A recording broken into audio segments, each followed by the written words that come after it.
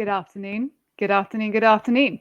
Good afternoon from a kind of sunny south coast of the UK. I hope that you are all well. I hope that you have had a good week.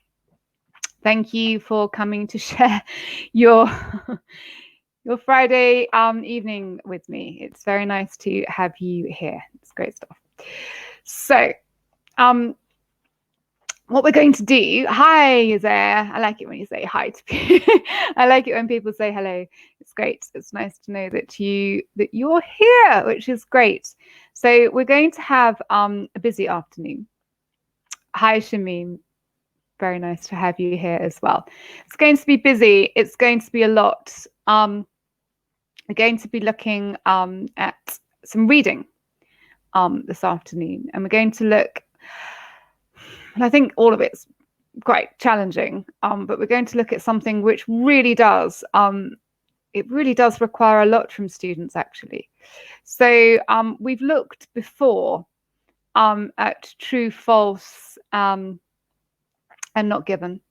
And in my session with that, I said that I would be going through false and not given as well. Because it is quite a challenge. But that's not the only thing that we're going to be looking at in connection with the reading. So we're not going to, parts of it will be slightly faster than others, because I think, I'm very well, thank you, Najmul. How are you? I think that it's very important that we look how to exploit reading. There you go, that's a good word. How to exploit the reading. And what I mean by that is when you're reading an IELTS text, or when you're reading any text, what you can do to actually take as much information and as much language learning as you can when you're reading. So we're going to look at things that you should be looking out for, and just some hints and tips, basically. On how to maximize the reading that you do, because it's important. I think, I don't know. I think students often say to me, "I need strategies. I need strategies for my IELTS reading." And yes, you do. You do need strategies, and I'm a big believer in getting you to think and function like an IELTS examiner, because I think that's the most beneficial way to approach things. But to be honest with you, one of the best strategies for the IELTS reading is just to read.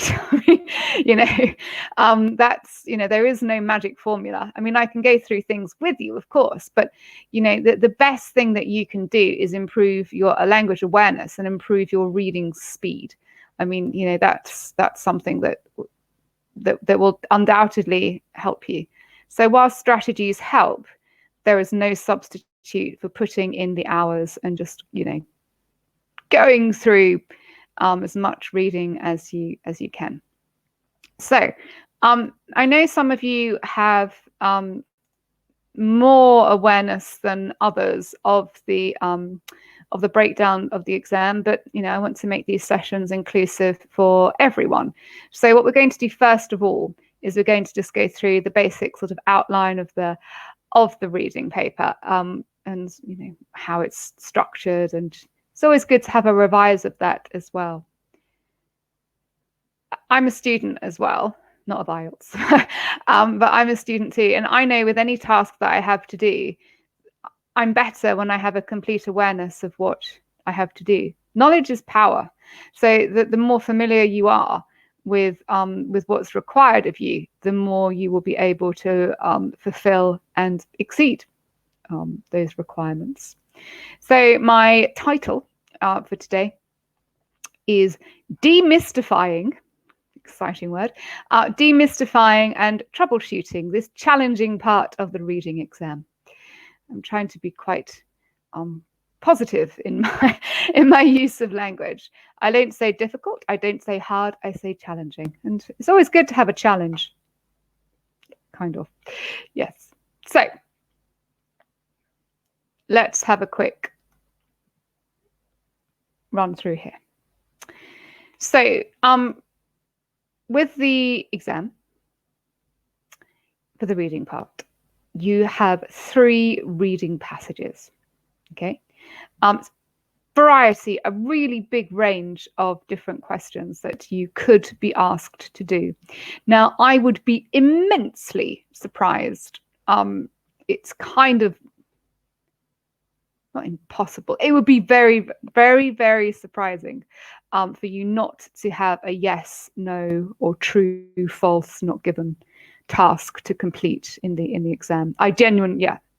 But you know, it's one that always comes up, and we'll get to the reasons why that always comes up a little bit later. So you have 60 minutes, and you have 3 reading passages. Now your maths, trust me, is much better than mine. So you have about 20 minutes for each task.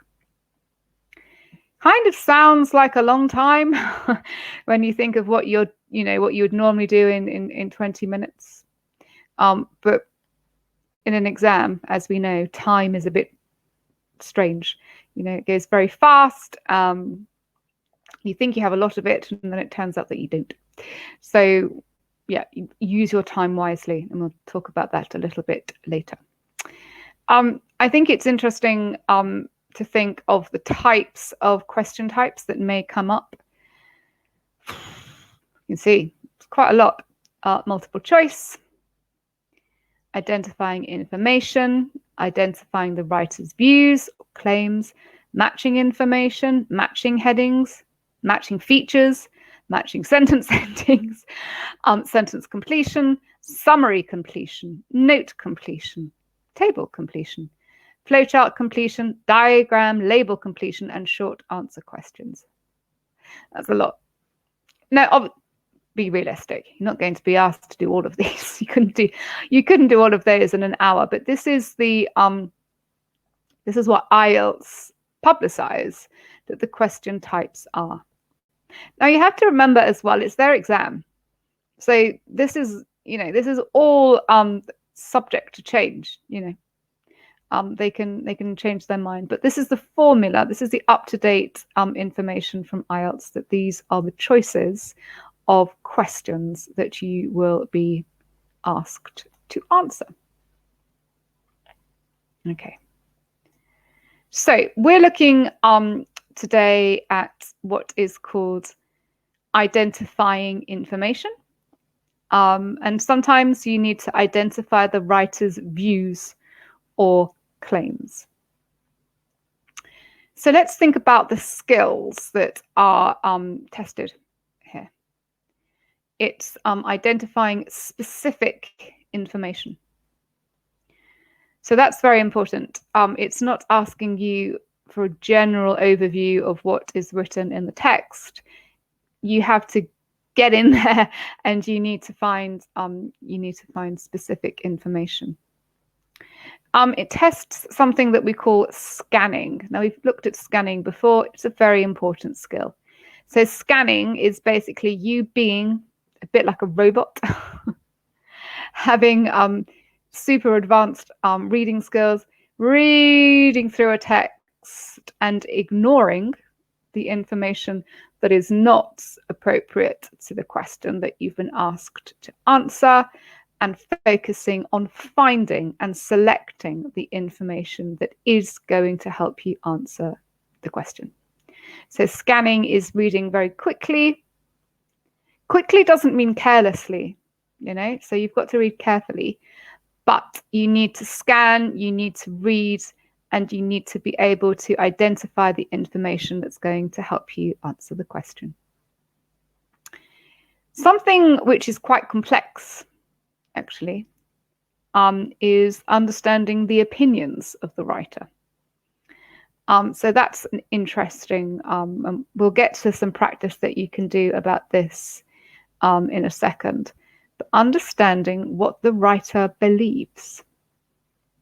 So this is like another layer of scanning. This isn't just zooming through to find a fact. This is asking you to basically understand what the point of view is of the person writing. It's an interesting test. Now, Honestly, I know that this task is hard, but it really, really, really is the best preparation for reading academically in an English-speaking university or college, honestly. And it doesn't really matter which subject you're going to be studying, to be honest with you, because we won't get into a really long discussion about it today, but you are required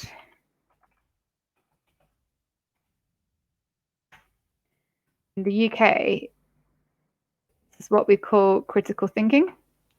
So this basically means that the articles, the books, the presentations, in the UK, you are required to read and to watch and to understand lots of different texts. And when I say text, I don't just mean things that are written. I mean things that are broadcast, that you listen to, that you watch as well.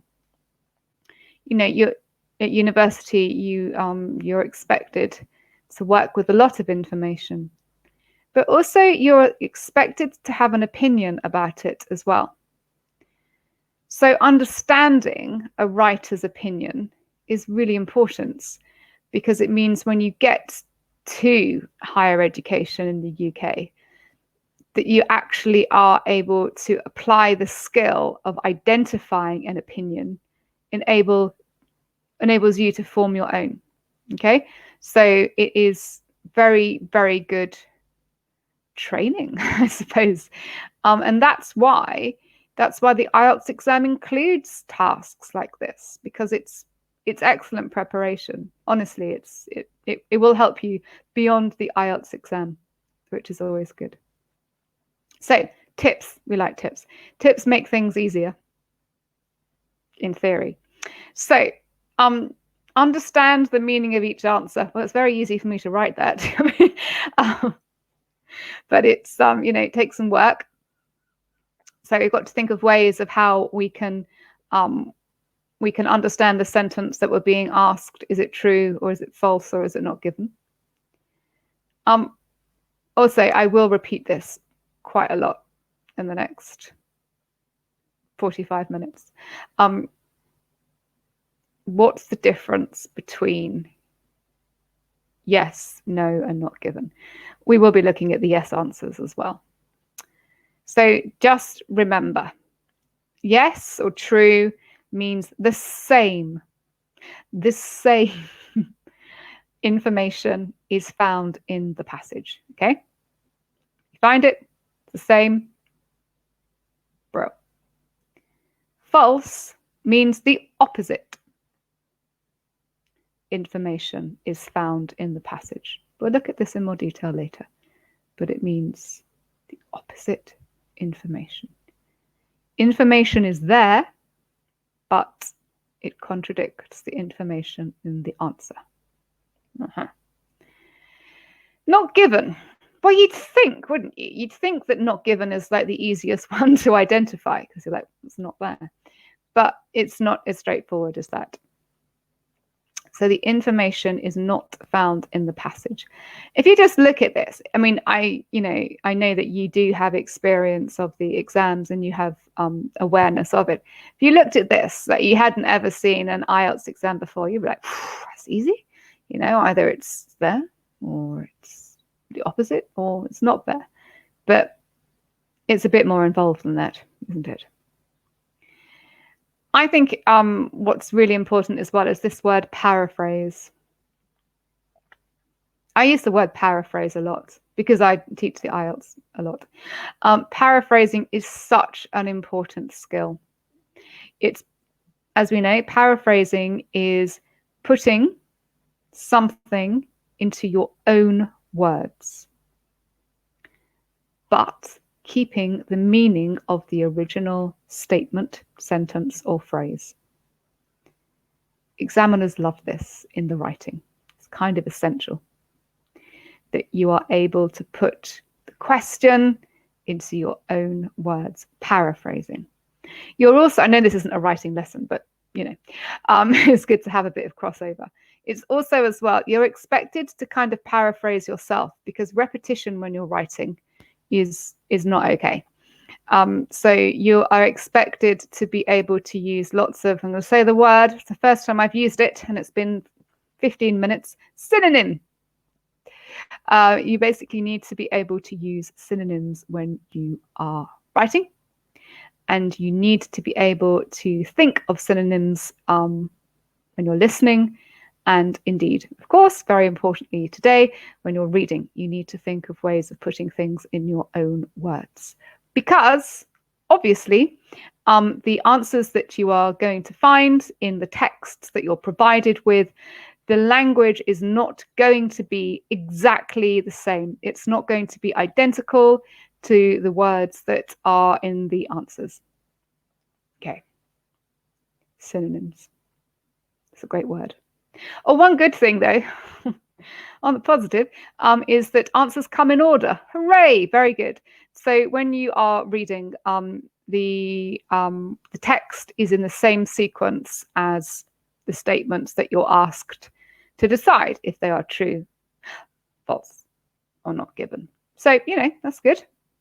The IELTS examiners being very generous there. So, yeah. Okay. Now, don't worry.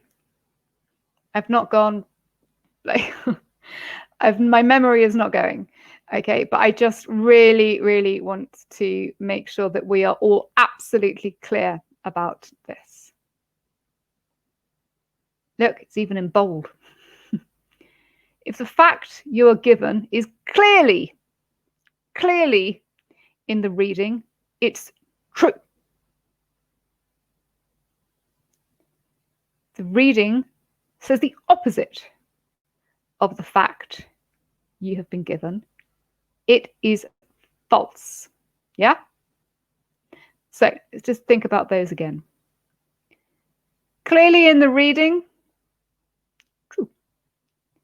Says the opposite, false. Good with that? Yes? Fantastic. Now, if it's not true and it's not false, then it is not given.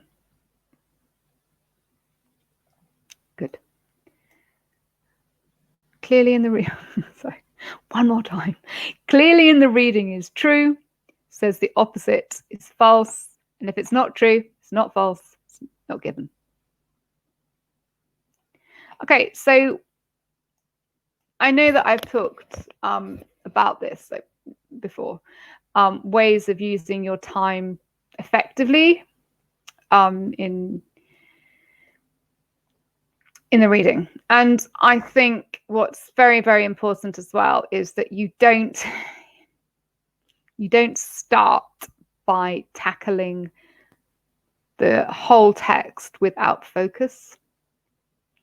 It's really important that you know how to use the text to make the text work for you. So just look really quickly.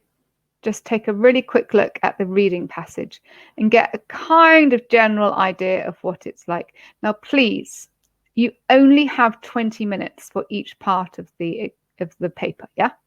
So don't sit there like reading every word and thinking, what does that word mean? You don't have time. You don't have time for that stuff, okay? So just quickly, top to bottom, have a very quick look. Now, I think the best for me, what I do when I'm trying to work out, when I'm doing academic reading for myself, how I read things very quickly is I look at the title, obviously, and then I look at the first line of each of the paragraphs. These are called topic sentences. They're very useful when you're writing. It's kind of like an introduction to each paragraph, basically.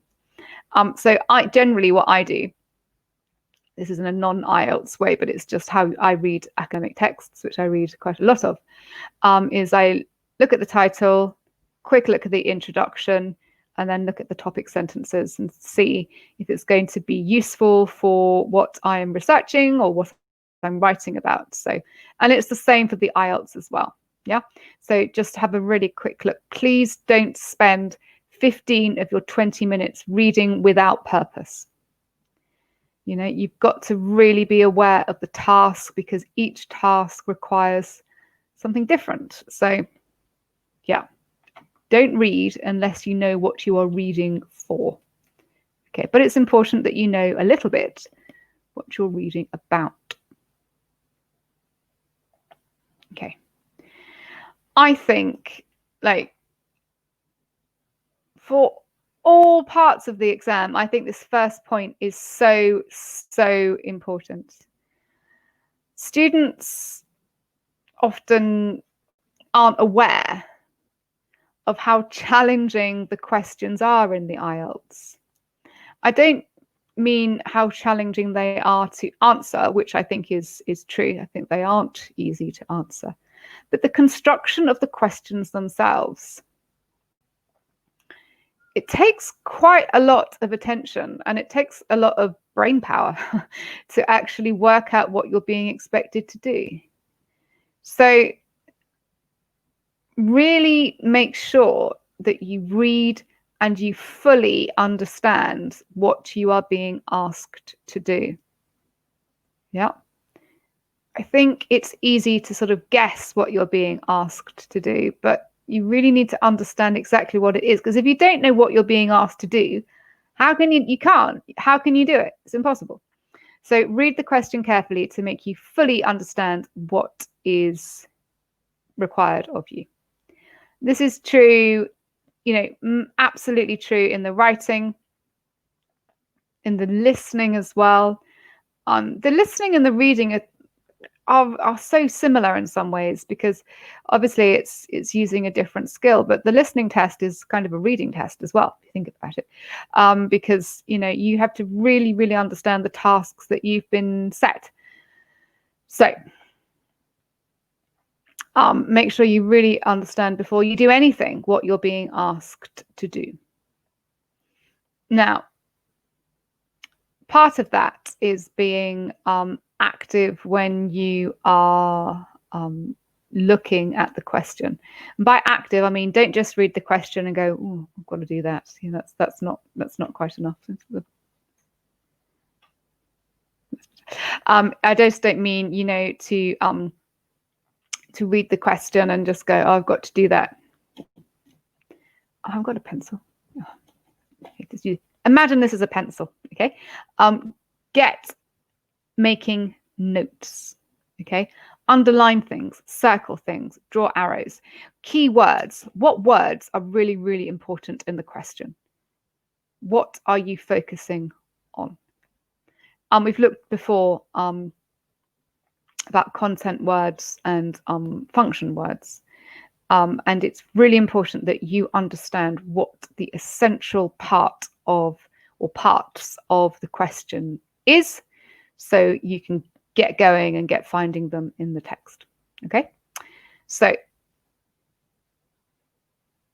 read the question, understand it, think really clearly what are the key words, what are the most important parts of the question, and then get finding the relevant part of the passage. Remember, it is in order and that you need to scan, you need to read fast, and you need to read well to identify the important parts of the text. And then that's where the fun starts. The next part is finding the information and thinking, is it true? Is it false? Or is it not given? Okay, so got a lot to do. Okay, so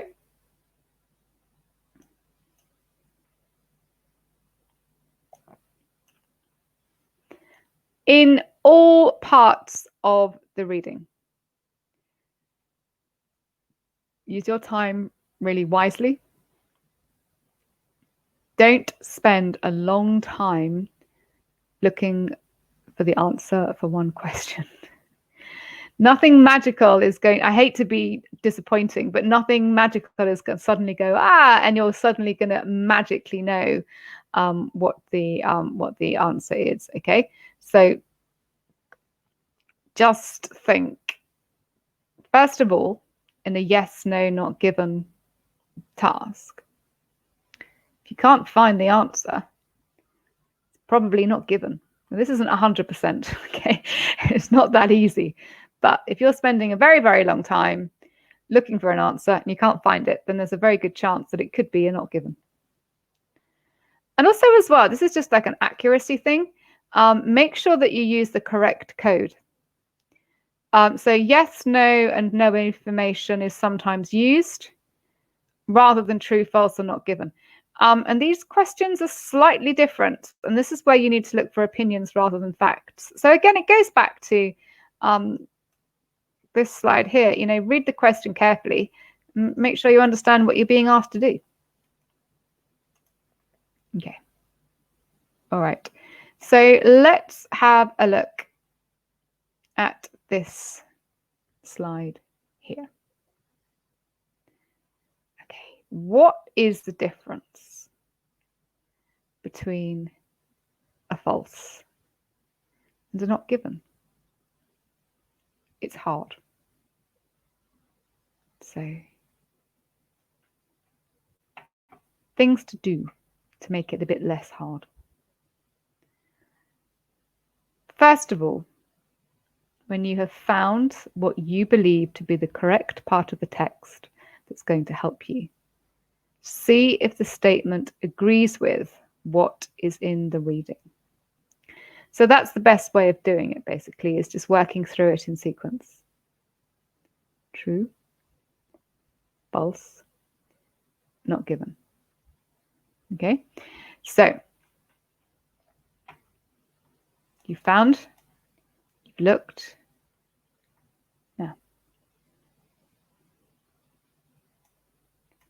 so the important points, I think the point that you should really keep in your head, basically, is that if you can actually say 100%, it's a very bold statistic. So I'm just going to, what's happening is the, that's not really going to help that much. Okay, the sun, there we go, it's slightly better.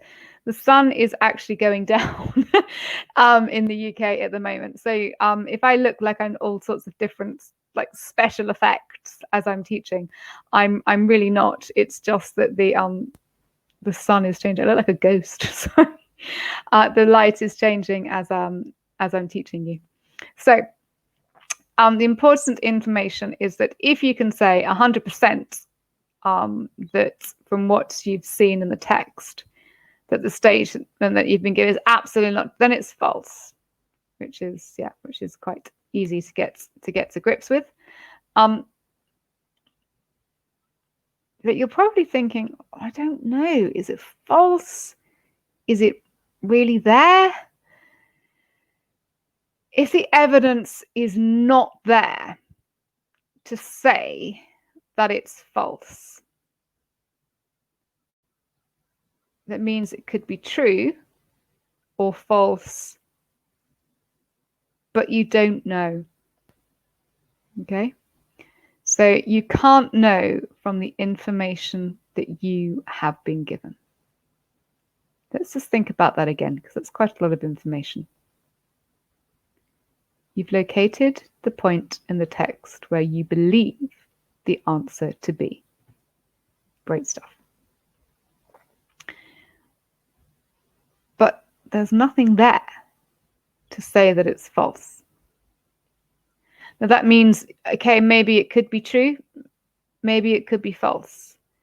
But if you're not sure, if you don't know, then it's not given. Okay? So what we're going to do for the next kind of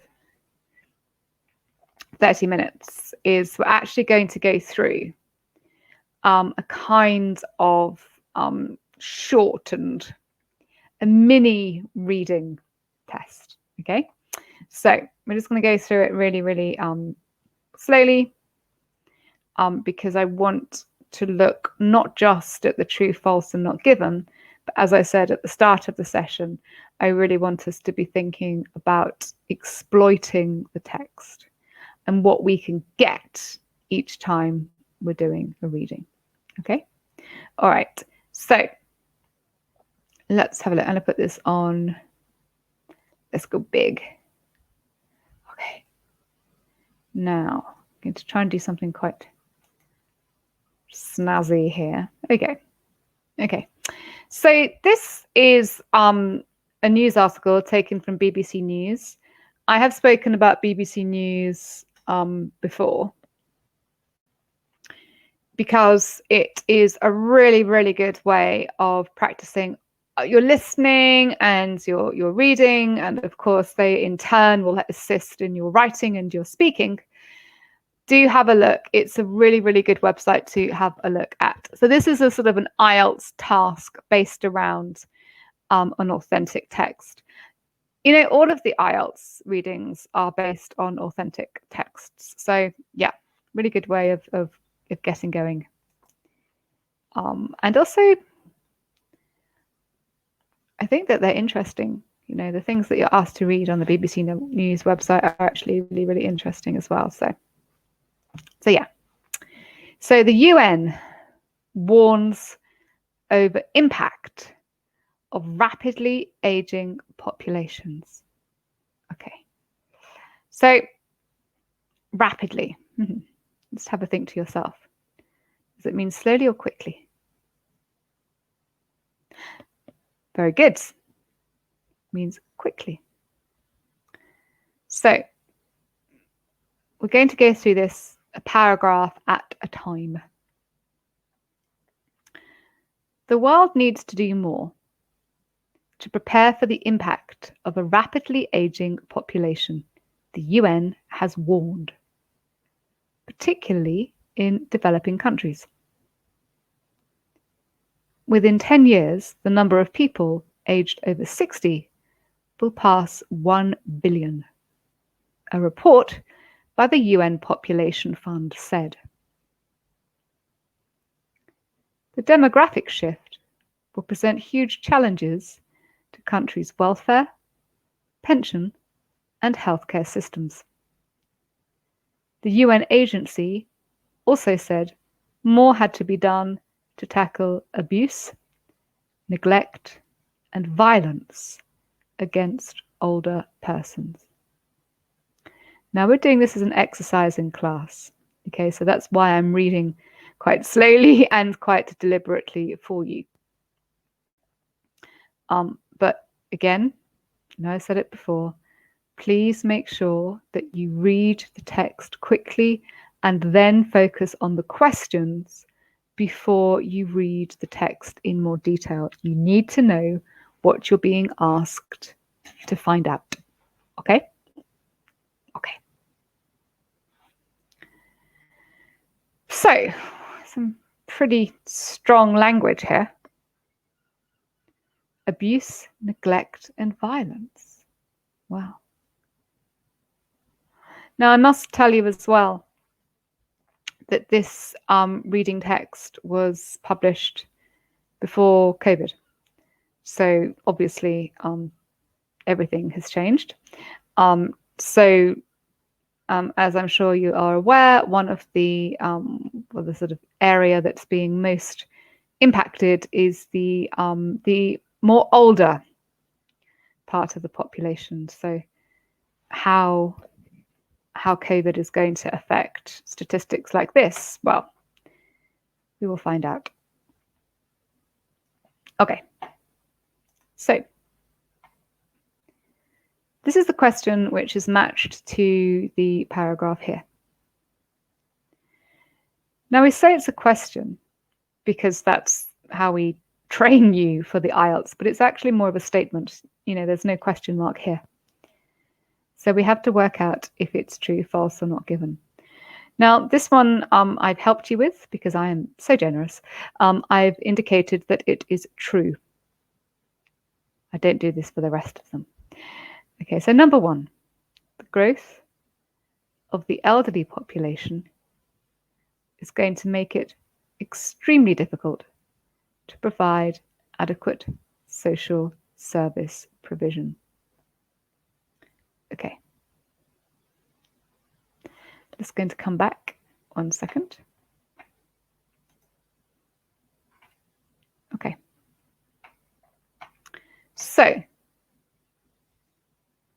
what does adequate mean? That's what we need to think about here. What does adequate actually mean?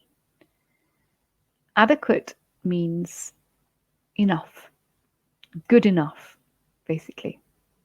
Okay. So, the answer is true.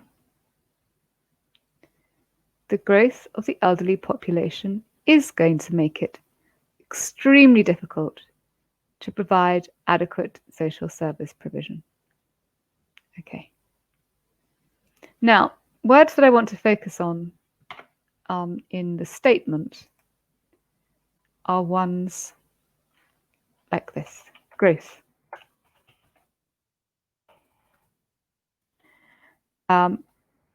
population, elderly population. Wow, typing is terrible. Elderly population.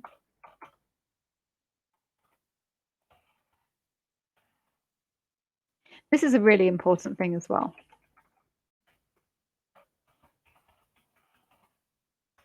We've talked before, we have talked about what we call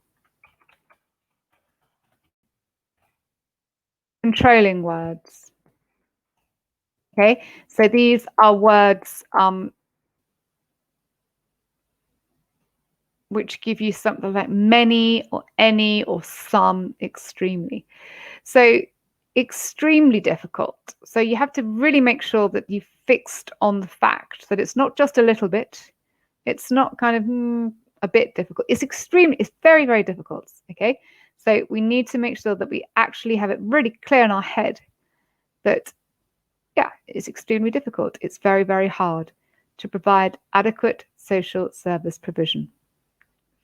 Now, the reason that this is true, I'll go back because I want to make sure that you can all see this correctly. 1 second. So I'm going to go big again. Here we go.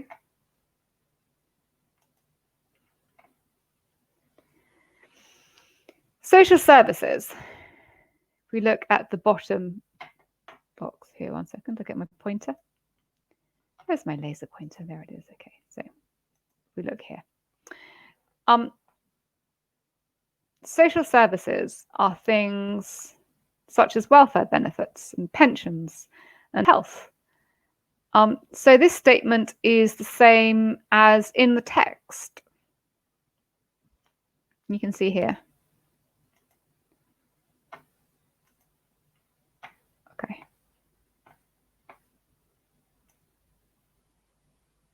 Oop.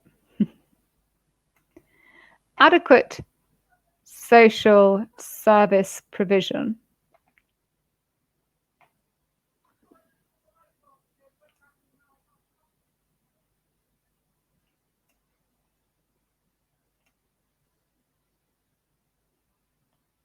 Okay, so social service provision is welfare, pension, and healthcare.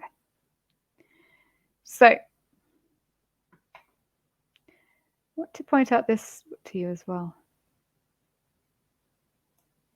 Demographic shift. So a demographic basically means a part of a population. Could be to do with age, could be to do with male or female, could be to do with working or not working. So a demographic is basically a very particular and identified part of the population. It's really important that you, when you're reading, that you take advantage of the fact that you're being exposed to language like this. So the demographic shift is a really, really useful phrase for you to take away from a reading like this, to write it down, to really fully understand what the meaning is. And you probably will get asked in the speaking or in the writing as well to talk about something that is changing in society, in your society or in the world or whatever. But it is actually very important that you are able to talk about it without repeating yourself. So yes, I mean, shift is very important here. Shift is to do with change. But what's important as well is that you are able to just think, okay, a demographic. It's just a really, really useful way of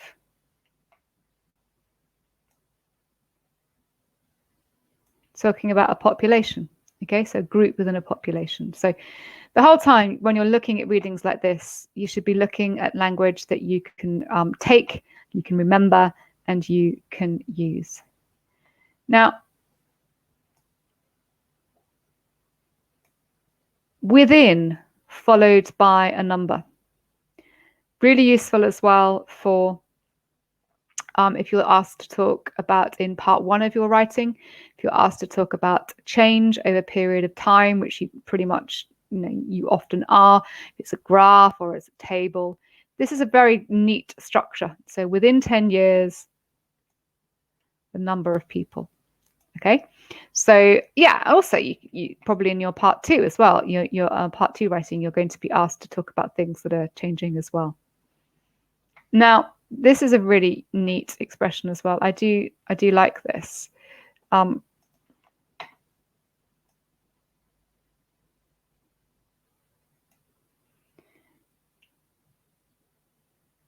The world needs to do more to prepare for.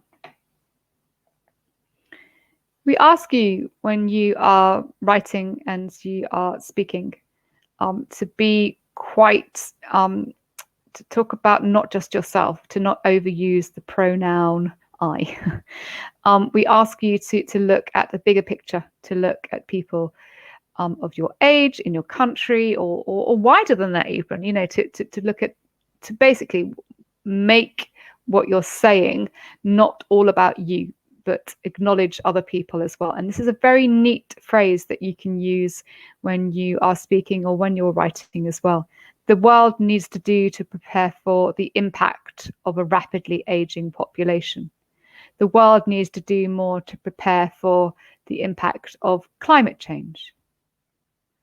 The world needs to do more to prepare for life after COVID, if we're being very optimistic. It's just a neat phrase, yeah? Everyone's always saying to you, probably make sure that you use a broad range of language. You've got to use language which is authentic, language which native speakers would use. You've got to use language which is up to date. And you're thinking, I have, but how do I find it? You find it by listening and reading and noting it, really getting it in your head what it means and using it as well. Okay, so yeah, always be thinking, what can I get from this? Okay, I'm doing a reading, but you can get some free stuff as well. You can get some free vocabulary and useful vocabulary too. So yeah, always be looking for the extra stuff that you can get. Okay, so let's just have a look back here. 1 second. 1 moment. Yes, I would like to keep them, please. Okay, good stuff. All right. What we're going to look at as well is the next one here. So the number of older people worldwide is growing faster than any other age group. The report, Aging in the 21st Century, a Celebration and a Challenge, estimates that 1 in 9 people around the world are older than 60.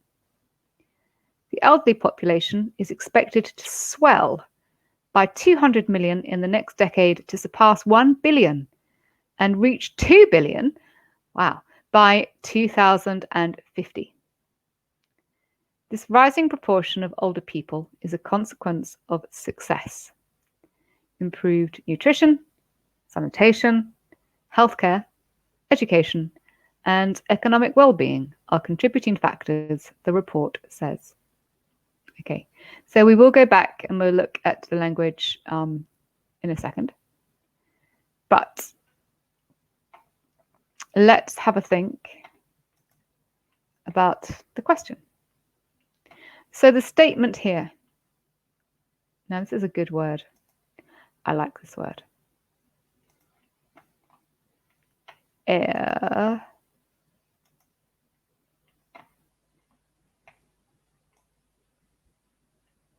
Approximately. Let's think of a synonym for approximately. Very good. Exactly. Precisely. We've got a figure here.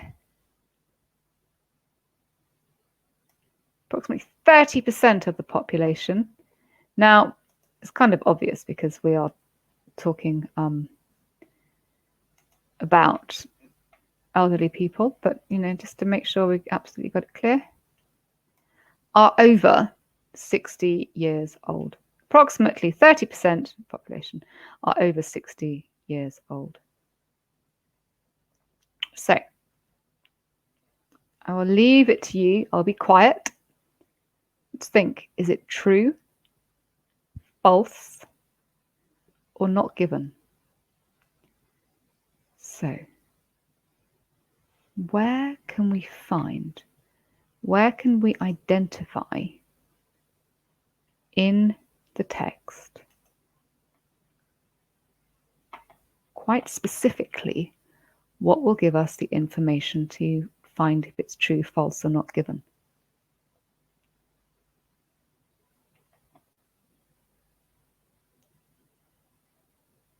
Okay.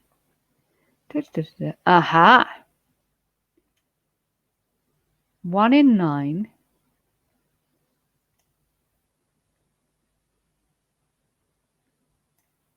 people around the world are older than 60.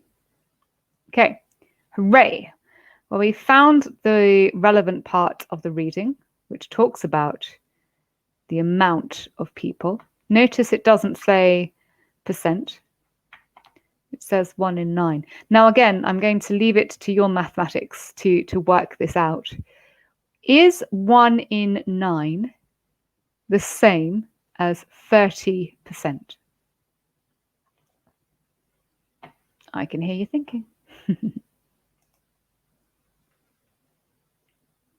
No, it's not. It is false. 30%, it's not the same as 1 in 9. So the text contradicts the statement. It's false. Yes, in the text, they spoke about percentages and statistics about the population that are over 60. They talked about it, but the information that they gave was the opposite, different. So it was spoken about, so we can't say it's not given, but the information doesn't match. Okay. Let's go on to this one here. But the UN and a charity that also contributed to the report, Help Age International, so the aging population is being widely mismanaged. In many developing countries with large populations of young people, the challenge is that governments have not put policies and practices in place to support their current older populations, or made enough preparations for 2050. Okay.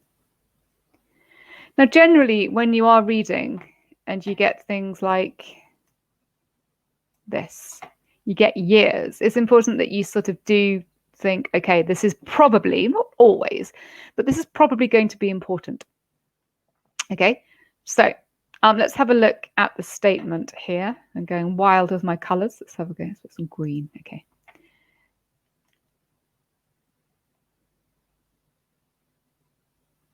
Let's really think about the meaning of this statement here. we've got a controlling word, well, a controlling expression, really. Much better prepared. Developed countries are much better prepared than developing countries for 2050. So we're not saying a little, we're saying a lot. You know, they're a lot more prepared than developing countries for 2050. Okay. So what we need to do is, first of all, look back and we were very organized here. So we've already got identified in the text the year. Now, years aren't always important, as I said, but often they are. Okay. So here we've got developing countries. Okay.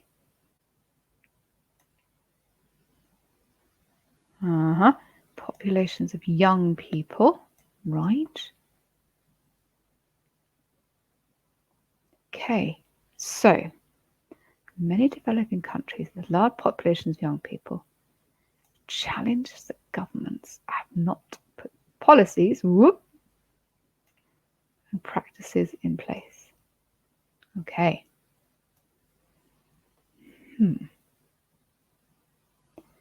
So this is the area where this is kind of discussed. But is it true, false, or not given? Now, I'm just going to give you a minute to have a look at this. Okay, so I will just be quiet. Don't worry, haven't gotten anywhere. Just have a look here. Is it true, false, or not given?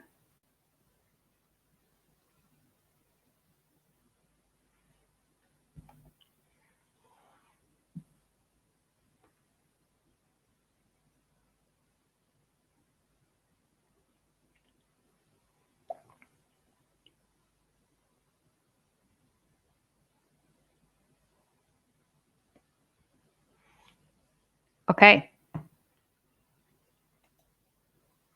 Okay, so I really want you to focus on this here, okay?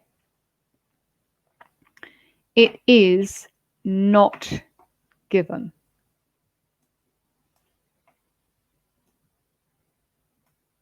Now, in the reading, we are told that developing countries are not prepared. That's there. I mean, that's in the text. Let's have a look again.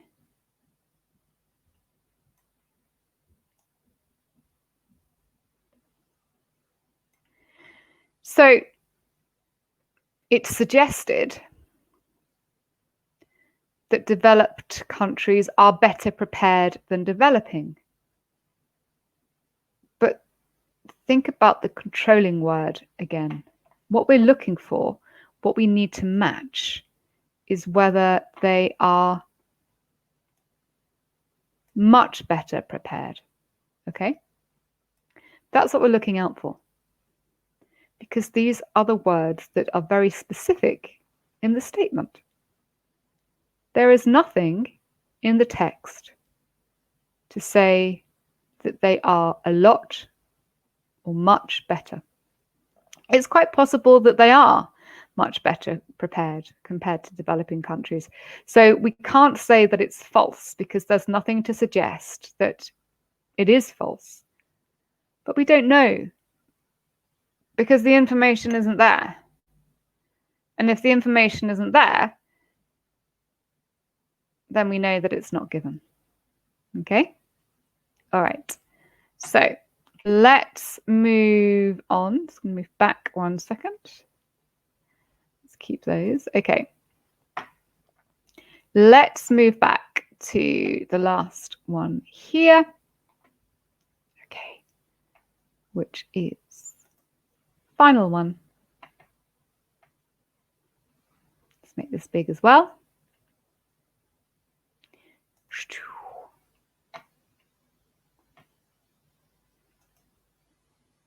Okay. So the report warns that the skills and experience of older people are being wasted, with many underemployed and vulnerable to discrimination. HelpAge said more countries needed to introduce pension schemes to ensure economic independence and reduce poverty in old age. It stressed that it was not simply enough to pass legislation. The new schemes needed to be funded properly. Okay, so let's have a really close look again at this number 4 here. Okay.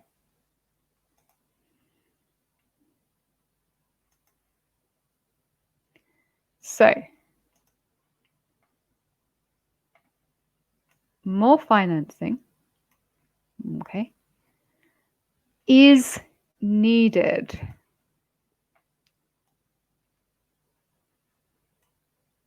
Has to happen. Is necessary.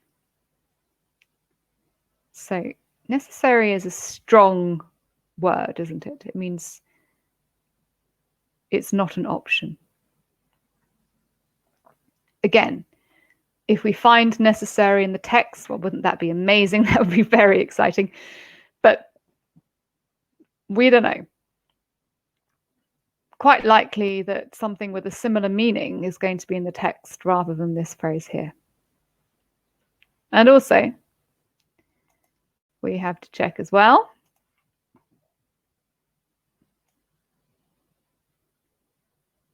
Are successful. Okay, so more financing is necessary to ensure new pension schemes are successful. So I'll just be quiet for 30 seconds. Is this true, false, or not given?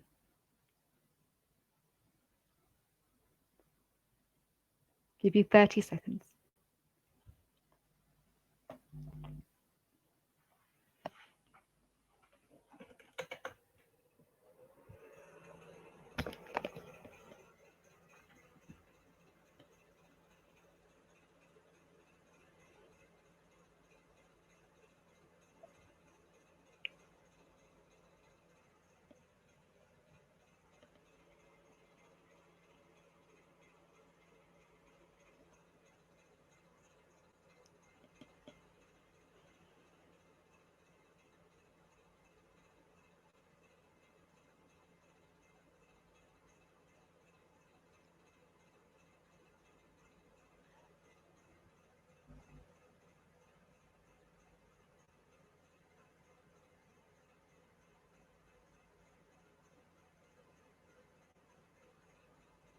Okay. What do you think? Okay, this is interesting. So this is actually true. So this sentence was used here. It stressed that it was not enough to simply pass legislation. The new schemes needed to be funded properly. So what it's saying is that passing legislation or passing a law, that's not going to be enough on its own. They need to be funded properly. Funded properly is the same as more financing, and more financing is necessary. So it's true. Okay, so I think, yes, please. I think that kind of brings us to the end of our session almost, and I just want to go back and go through a couple of key points with you. Okay, so what I really want to make very, very clear to you is that, one second.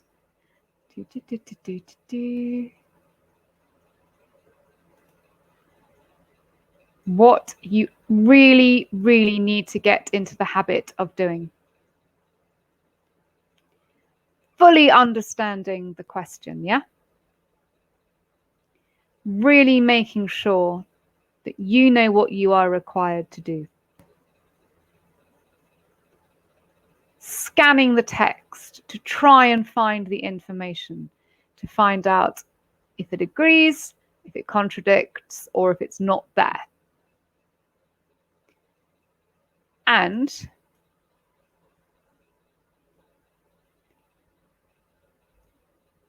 get on with it.